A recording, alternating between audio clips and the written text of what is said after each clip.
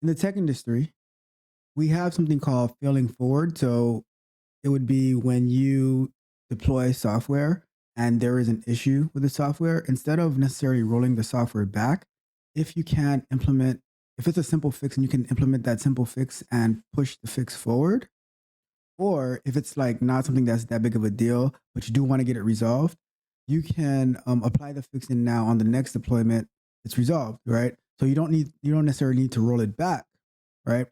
S- But in our lives, we can also fail forward. And I think in more cases than not, we have the opportunity to fail forward if we do it the right way, right? Welcome to Candid Conversations with Tech Coach Ralph. So, what do I mean by failing forward? What I mean by failing forward is we're always going to fail at something. It's very rare that we get it right the first time. I remember when my sister was in gymnastics, she had to try over and over and over again to do certain moves until she could actually successfully execute it. And once she could, she pushed her limits even further. And now, as she pushed her limits, she would fail then. And then she would keep going at it and at it and at it until she got that done correctly, to the point where she was in exhibitions and doing amazing gymnastics techniques. And she had a whole crowd watching her. It was amazing to see. I'm so proud of her to see what she was able to accomplish during that time, right? And that's the concept of failing forward. You fail, but you don't go back and you don't quit. The only thing you go back to do is analyze what caused you to fail, and then you can use that to modify and accommodate the different mistakes that you made to do better. It's a pretty simple concept, right? But a lot of times we we get scared because of our failures and then we go backwards, and or or we don't even want to try because we are ashamed or we're embarrassed by how we failed. But if we can fail in controlled environments, then that gives us the opportunity to do amazing stuff in public, right? So I'll give you an example with myself, and I'll give you a few examples, right? It's not I won't just limit it to one. I'll start with a basic work example, right? When I was learning to do QA and do automation, especially like when you're learning any type of coding language, you're going to make errors, you're going to fail. This is I can go back even before QA, right? When I was doing web development, and it goes back to the MySpace days where I would I learned how to do these custom MySpace pages, and it was it was a new type of HTML and CSS for me, right? But learning about how to the Z indexes and how to do relative and absolute positioning, and it was a lot of trial and error that eventually we were able to figure out. But it took a lot of time, and we had to me and my friend that we were working on these custom MySpace pages. It took a lot of time, and there were times that we were up to like 3, 4 in the morning trying to figure this out, and made a lot of mistakes, a lot of errors. But we went back and we at it, and we so to the point where we started creating like these really nice custom designs, right? And we ended up creating some for ourselves that we could test it out and see we could push our limits, and then we were able to start offering it to other people to create them custom MySpace pages as well. A lot of you might not even know what MySpace is, but if you're around in the 2000s, if you're on the internet in the 2000s, you definitely know what it is, right? And we created like all types of amazing designs. And let's move. So now let me move forward to QA. So when I was learning to do automation testing, I I like made so many mistakes, right? And trying to figure out how the software works and tinkering with it until I got it to work, right? And then moving on to more advanced automation using Selenium WebDriver. This was my first exposure to Java, and like it was so new to me how Java works. I'm just following guides and tutorials, right? And I'm trying to understand how to use it for myself. And what what I would do, I'd get these errors, right? And I'm like, okay, I don't understand what this means. This is totally foreign to me. But what I did have on my side was my best friend, and my best friend was Google, right? In the where I was working at the time, there was not really anybody that I could ask for help. The managers, they were QA managers. They didn't like once we started doing automation at the company, they had to hire an external person to do automation because we had no idea of how automation testing worked, right?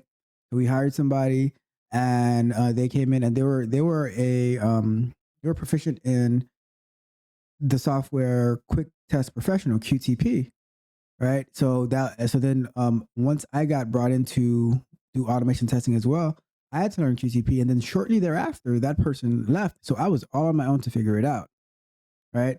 So and I did the best that I could to figure it out, and we had something working. But then there came a time where we wanted to move on to something different because we needed to start testing mobile websites, and that came where Selenium came in. And like I said, that was a huge learning curve because learning Java when the only coding language I was really exposed to was HTML, JavaScript, CSS, and very minor PHP, right? Very minor PHP, enough to like make some modifications based on using WordPress and tools like that. But it was very limited, right?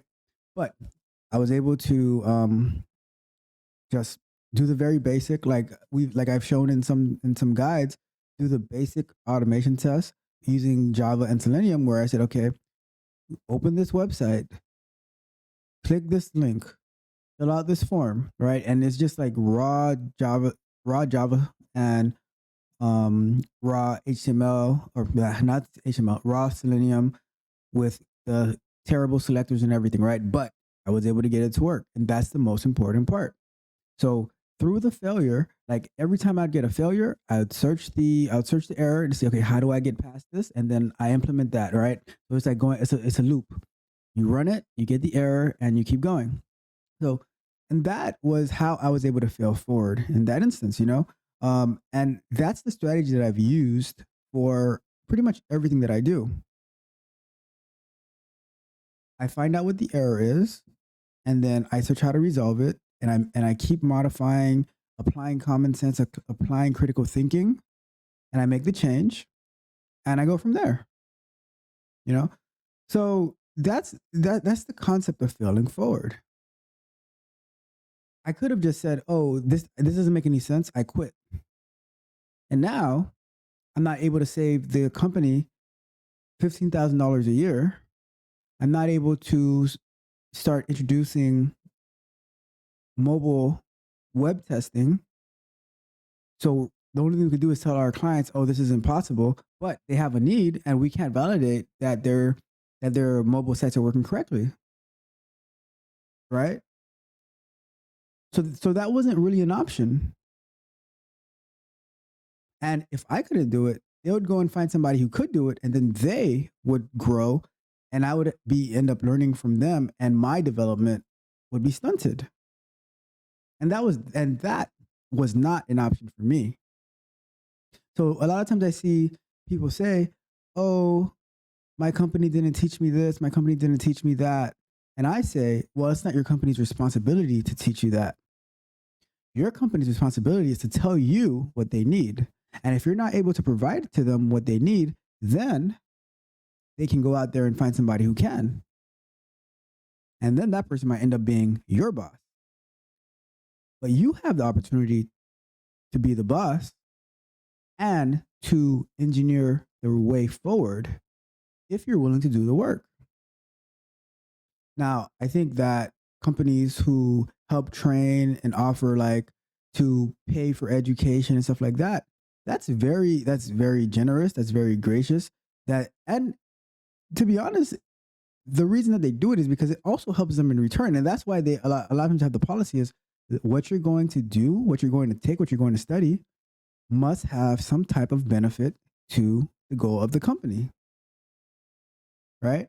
But I've always been of the mindset of, well, it's about my development and my growth. So while I appreciate the company paying for it, right? I need to do for myself because this isn't limited to the company. This is limited. This is for me to go to where I want to go, right? And that's why I've always been in the mindset of my career, my life is in my hands. I will not put it in the hands of a manager or a CEO or whoever in that particular company, right? I want to be in control. So now, if I can use the resources that the company is using, great. But if I can't, then I'm going to go out there and do and find it out for myself and do what I need to do. I see people who say, "Oh, I don't have the opportunity to do automation at my company because A, B, C reasons," right? And I say, "Well, okay, maybe you can't do it.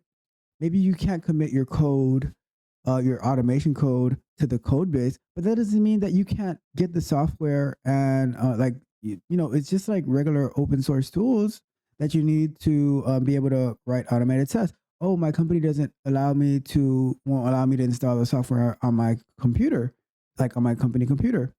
Well, the question is, did you ask? Did you say why you're doing it? Because if you say, oh, I want to install it on my computer so I can learn how to do it, right? Um, more often than not, they will install it for you. But let's say they say no, right? Well, do you have a computer at home? Do you have a personal computer? Do you have a laptop that you can install it on? And when you go home, are you able to practice? Because if they won't let you do it, are you saying, "Oh, well, I'm beholden to this company for the rest of my life"?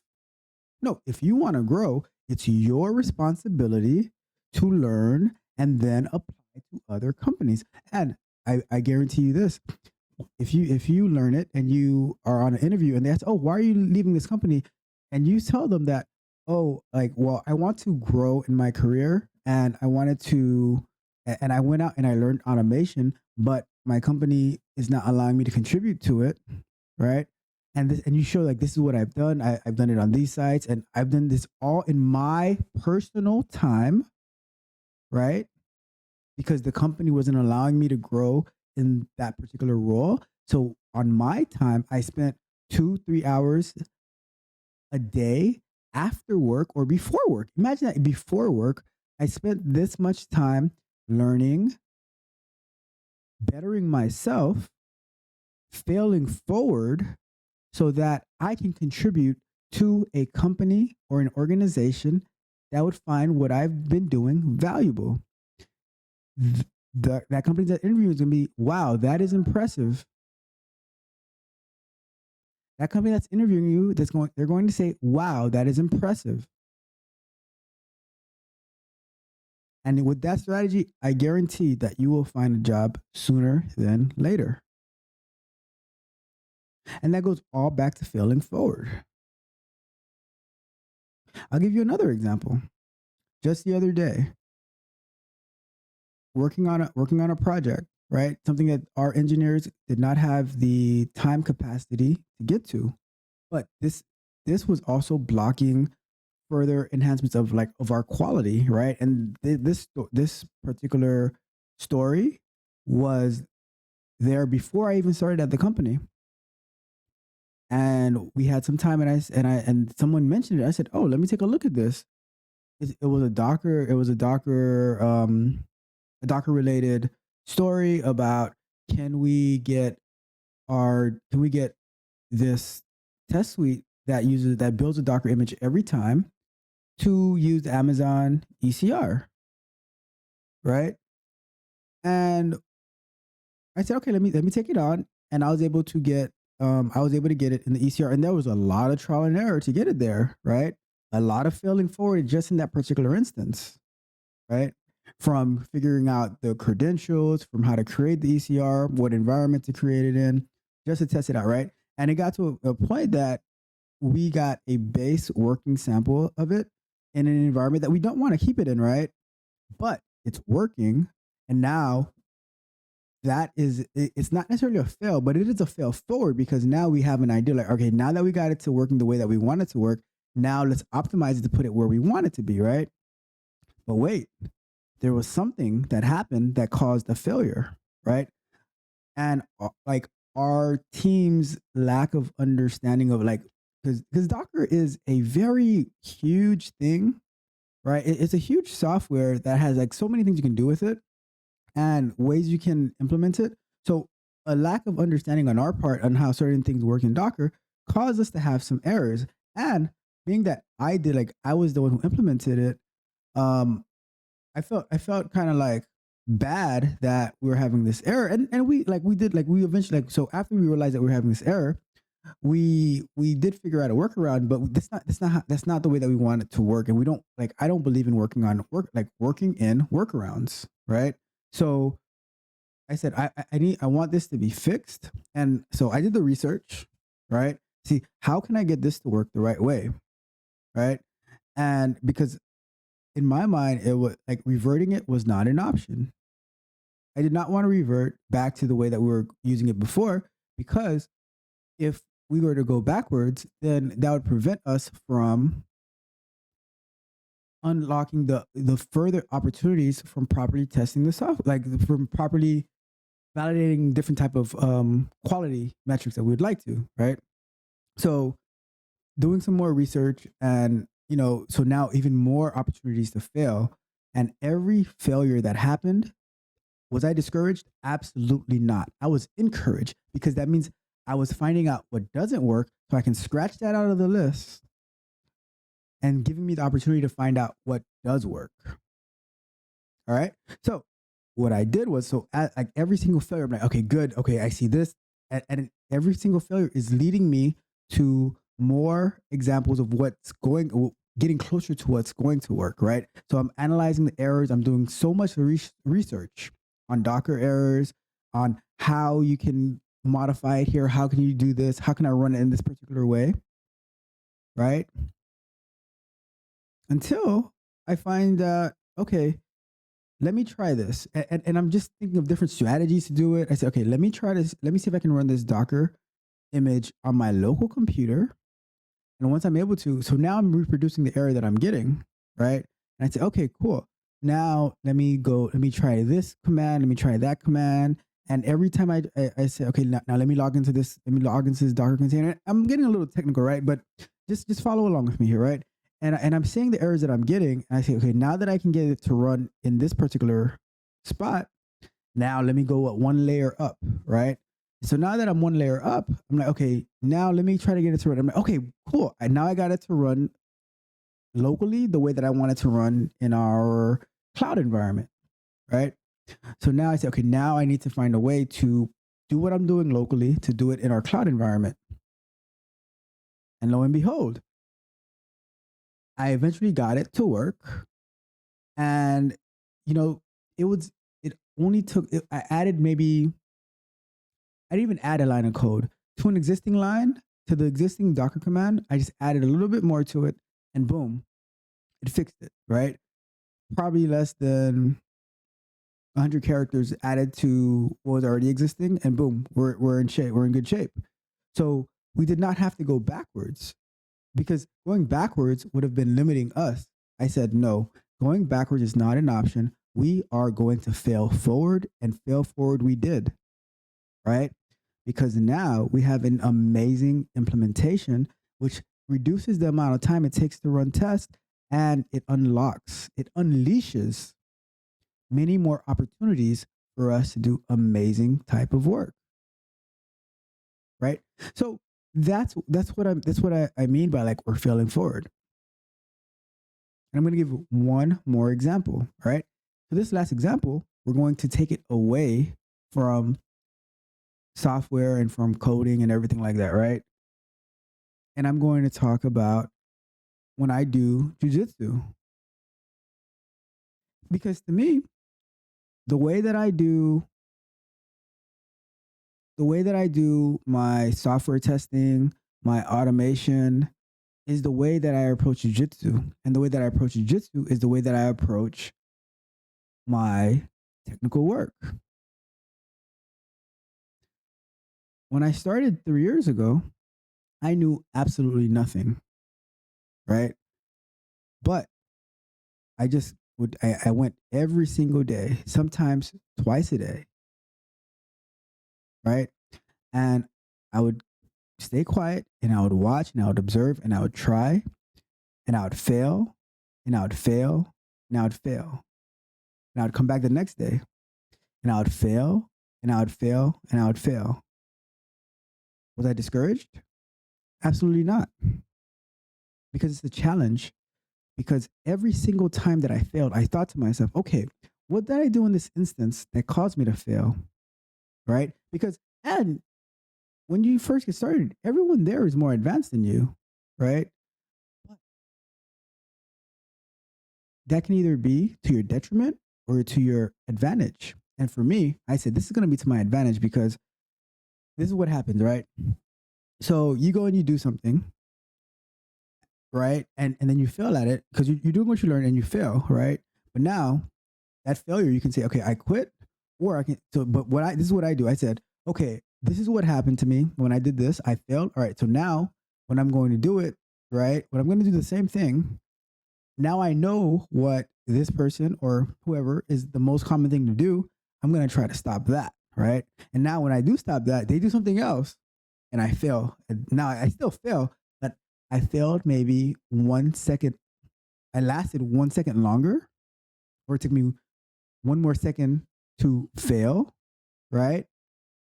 So now when I go again, I'm ready to stop that, right? So now not only did I learn one thing, I learned two things, right? So I'm able to stop that, and I just keep building and building and building. I'm always going back and I'm always analyzing. I'm reflecting on what I did wrong and what the other person did and how I can continue to better myself and grow. And with that strategy, I've been able, like, I'm in my third year, right? Getting better every single day, like still failing forward every single day, but I fail less, I last longer. And that's why, like, I go to training, because now when I go to competition, my mind is ready. I'm able to maneuver better. I know what works for me and I know how to adjust. I know what to expect. Now, does that mean I win every single competition? Absolutely not. But whatever happens in the competition, win or lose, it's an opportunity for me to learn and fail forward. Especially when I lose, I'm like, and I'm able to reflect, okay, what did I do wrong in this instance, right? Like, what was my position that caused me to not properly adjust and not be ready, whatever the case might be, maybe, and I go back and I work on that. I don't go to training just to beat somebody, right? That's not my goal. My goal is to always grow, to always learn, to always fail forward. I think one of the greatest gifts in life that we got is the ability to fail forward. Failure is our best friend, but it can also be our worst enemy. It all depends on our mindset. All right? So I leave you with this, my friends. Do not be afraid to fail, especially to fail forward. Until next time, this has been another episode of Candid Conversations. If you enjoyed the fascinating information shared in this video and you want more, be sure to hit the subscribe button to Tech Coach Ralph to be notified for new videos.